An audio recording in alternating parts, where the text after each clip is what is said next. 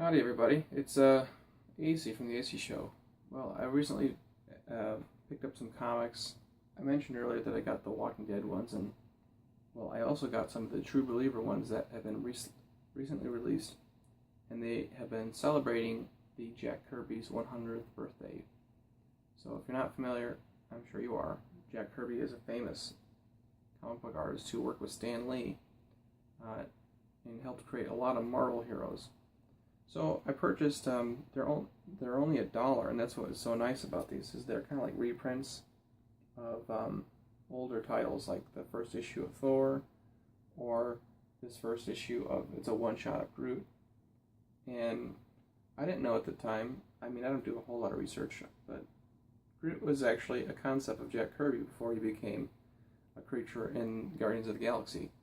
They kind of repurposed him for the movies. That's pretty cool in the comics, obviously. I just read the Groot one recently, and it's kind of neat because they gave you a little bit of history. The editor will tell you a little bit about what Jack Kirby did with how he designed the character, and there's actually two issues in here. But this is a pretty cool story about just this big wood monster that crash lands on Earth, and this husband has to figure out how to stop him because he starts to take up all the wood, fences and houses and trees and shrubs. They all start to form and make him larger and larger, and the whole world's, or at least the area is starting to freak out. So one thing that's kind of funny though is that right from the beginning, you have this dispute between the husband and the wife, and the wife thinks that her husband's wimpy, he's not good enough, he's so weak, and really like playing on the guy's emotions, and it's very funny.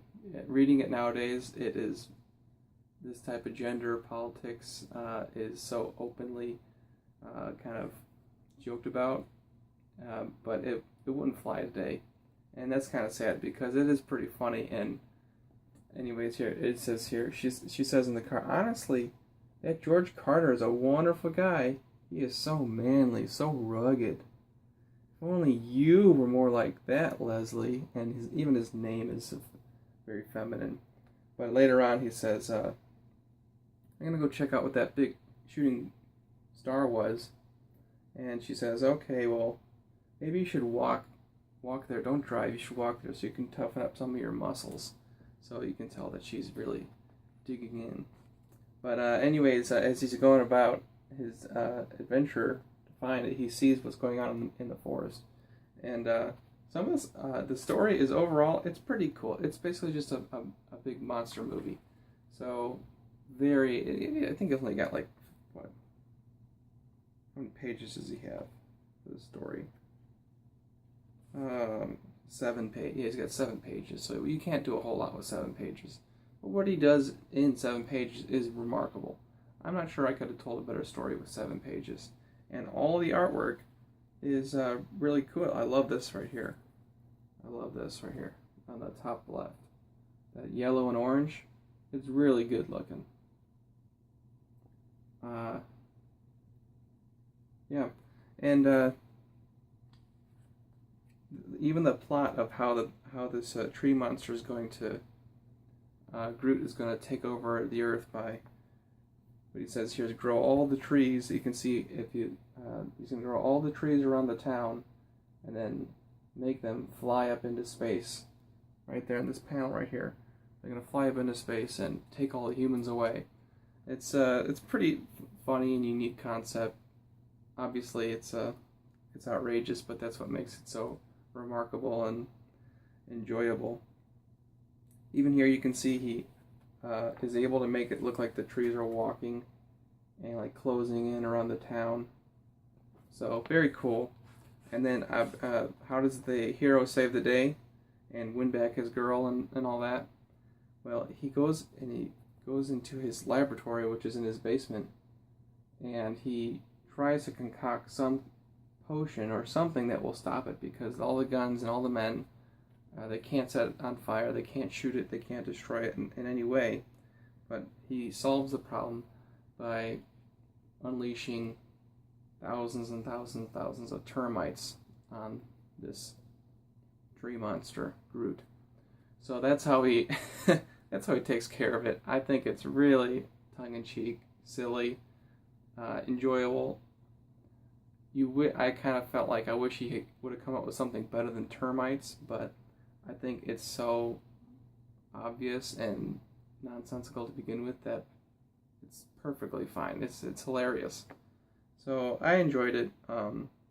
By most standards today, I think it's a great comic for its time, but it doesn't like age very well. So for what it is, it's a timepiece. It's a time capsule, and you're just kind of remembering where we've gone and where we're going to. So I enjoyed it, and of course, his wife says, "Oh, darling, forgive me. I've been such a fool. I'll never complain about you ever again. Never." So even the over the top reversal, it's real hammy. It's a very both of these issues are very hammy, but I enjoyed them. The other one here is The Journey into Mystery, which is one of the collections that Marvel was running, and this has to do with the Hulk. The first appearance of the Hulk. Can you believe it? But it's not really the Hulk, it's a different one. But this monster is actually really great. It's really cool looking. There's a lot of cool powers that this guy has. So basically the same thing's going on, where some crazy monster comes from outer space, and someone stumbles upon him in the forest, and in this time it's like a swamp. This guy decides that what he wants to do is, instead of discovering it's like a dead body almost, he wants to take it back with him. So it's like part machine and part flesh or physical form. So he takes it in his truck, and he starts to try to make it revivify it. And this is one of the great, I love this. Look at this artwork here. This is really good. You can see all the aliens there on this prison planet. And then if you look here, this spaceship that this big Hulk monster steals. He steals to get to escape because he's on a prison planet. And that's when the hero finds out that this is actually a criminal monster. So very, very interesting and enjoyable for the art style of the time. And this guy even has special powers besides just being a huge Hulk. He also has the power of mind control. So he controls and convinces... Here we go, look at this. Chapter 2. Another great cover here. Great cover. And I like this cover because the whole story is told on this first page. I heard someone tell me that, I think it was Diversity in Comics. He told me that someone in the comic book shop said the first page is like the opening paragraph. And I think this one really does a great job of that. It does. Or the cover really is the first paragraph. And even here too, the mind control. I love the colors here, the yellow and green. So, very good. And then he is able to stop. He's able to stop this Hulk monster from space by basically tricking the guards at the spaceship that he's trying to build to escape, and he electrocutes him to death. So instead of when he gets ready to go, he kills himself. So it was a good story. It was better. I think it was a little better than the other one. But some of the cool things about this issue too is that they have some of the artists from today do some fake like mock-up cover art for both of these creatures. As you can see here, the Groot, a remake, and I love this Hulk remake. Very cool cover. They even go on to do a couple of the other monsters in that panel. So I'll show you that. I love this one on the left. It's really, I love any kind of army is neat. I love the art style. And one last one here. This other guy here. It's pretty neat looking. And then on the back of all of these True Believers with the Kirby celebration, they have a little profile picture of Jack Kirby. I think he drew it himself. If you look down in the corner here, and that little summary paragraph of his work. So yeah, if you have the opportunity, next time you're at the comic book shop, if you're free, there's no reason not to pick up these. These are $1 time capsules that you can show your family and friends and your children when they're old enough to get interested into comics. So I haven't read the Thor one yet, but I'm looking forward to it. So, and again, in this one too, in the Thor issue, they're able to give a different introduction for Thor. So, look at that. That's awesome. So, yeah, give it a shot. It's only $1.